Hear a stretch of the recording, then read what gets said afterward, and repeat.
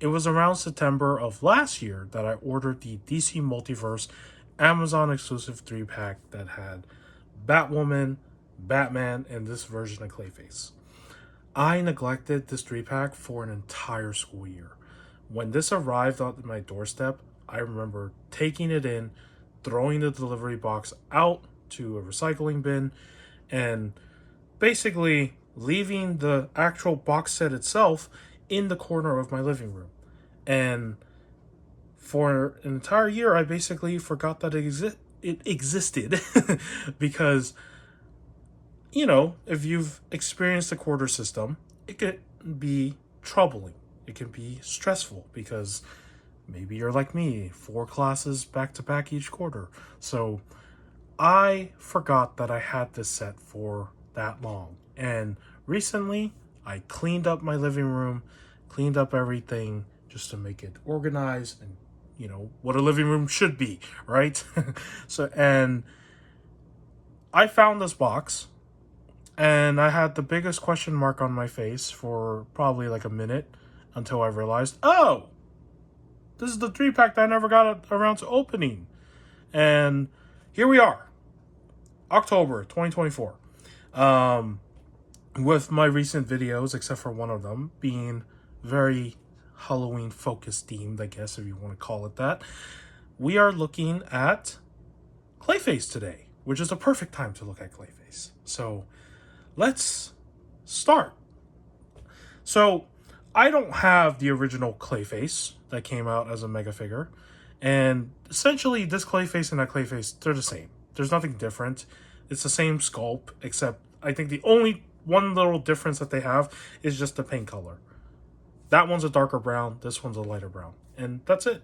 Nothing else is different on the body or, all that stuff. So with that said, let's dive into the figure review because there is no profile card. So there's really nothing to talk about there. And I don't know which version this Clayface is based off of. So, yeah. Okay, let's take a look at the figure. I will have to say one thing. This Clayface figure probably has one of the best sculpts for a Clayface I've seen.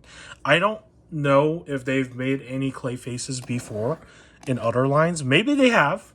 They probably have made Clayface figures many times in the past, but I've never owned any of those. So I can't say exactly how those came out. But for Mcfarlane's version of Clayface, I really like the details that are added into the sculpts in some areas of this figure. That's always a nice touch because sometimes when you make a blob monster like this, that's technically supposed to be like liquidy and he shape shifts all the time, it's pretty boring when you just make it all just one color and not add any details, right? I mean, sometimes they do that. But in this case, they added some details that I noticed that were kind of cool. So I want to start with that first. And I need to zoom in. All right, here we go. So as you can see, there's a lot of texturing on his body. I like the brown sort of, I don't know what they call this. It's like, it looks like sand. But I like that kind of texturing going on the sculpt because it makes it look like he's actually made out of real, like, clay, dirt, whatever the heck he's made out of. I'm assuming it's like mud and a mixture of stuff that forms clay. But just having this kind of detail on it is so nice. Like, painting that in. Because easily they could have just been like, let's just paint it flat brown and call it a day and not do anything else to it. But instead, what you're seeing here is actually texturing that looks like it's mimicking real sand or rocks and stuff. And I really like that because that really does bring out a lot of the colors and other things to this figure. Because for a figure that's technically one entire color, that's just, it's the same color from head to toe, having this type of detail in there is so helpful. Because even though from a distance you can't see it, when you look up close to it, you'll realize, wow, it is actually nicely detailed. And that is always a good thing. So there's that. So you do see that kind of texturing all around his body, right? And even on his arm, it's all there. Now, there is, oh, excuse me, I have a runny nose. There is a little bit of like a gloss in some areas, like when it comes to the paint on this particular one. I don't know if the original one had that same like glossy kind of lighting sort of thing going on with the paint, but yeah, I don't mind that. And on top of that, you can see like stuff like this. These look like skulls. Like I think they might be animal skulls or something. I don't know. And I do like the inclusion of that because that makes him so much of a monster, right? Like he is a monster in some form. So there's that. And then you do see that on his arm, he has more faces, more skulls. Again, there's that detail. And then look at that. There's an arm right there. Like, why is there a human-looking arm? What is that supposed to mean? Like, is he just eating everything up? And then he has, like, a skull right here where his, like, arm joint is, which is pretty cool. And then on the back, he has more skulls.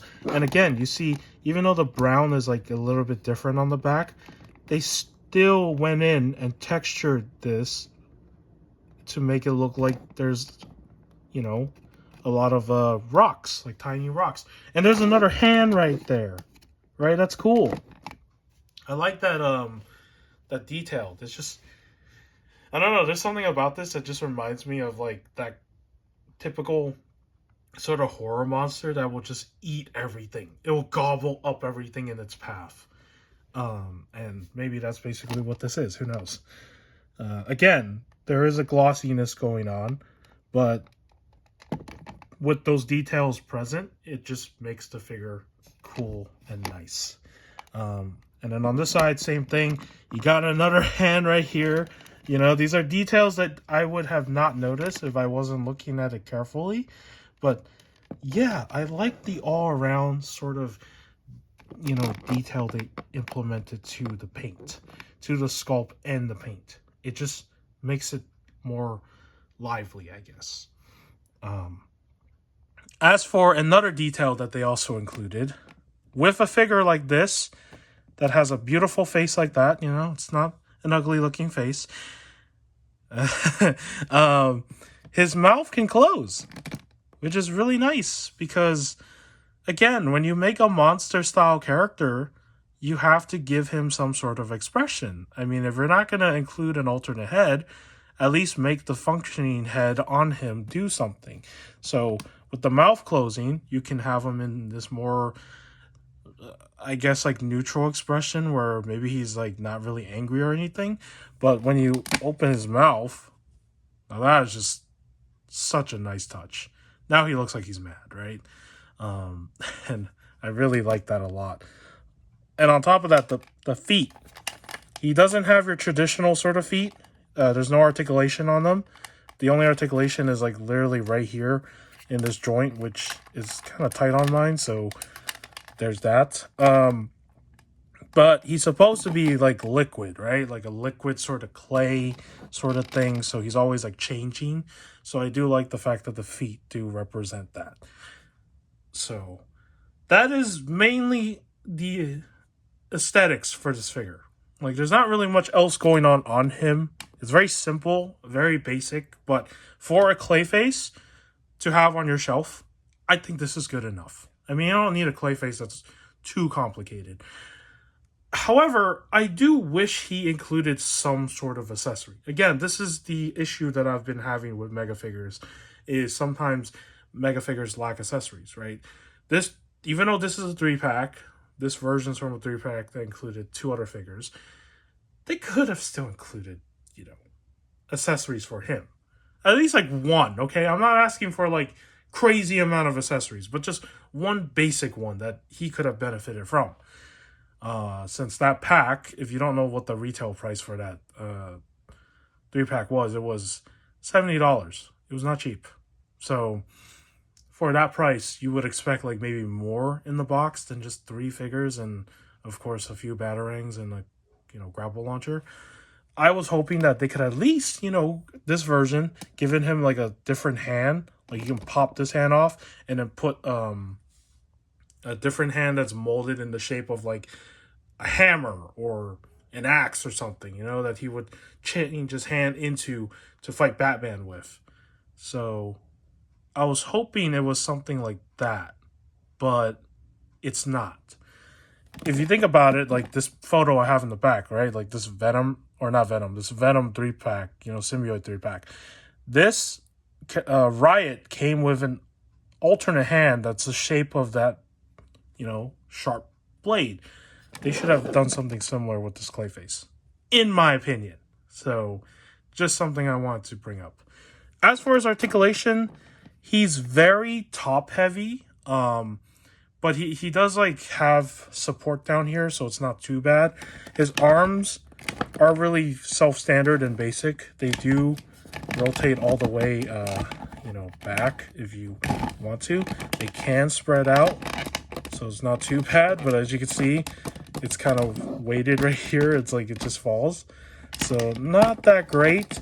As for his joint articulation in his arms, they do kind of move. They're very stiff. They do have rotation, as you can see. So that's present. And then his head doesn't really turn all the way. It's kind of stiff on mine. I'm pretty sure it does turn, but it's not going to really move.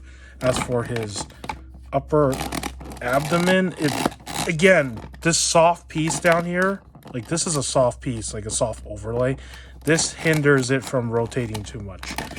So articulation is very limiting on this guy, right? His hands do have like a joint to them. They do rotate.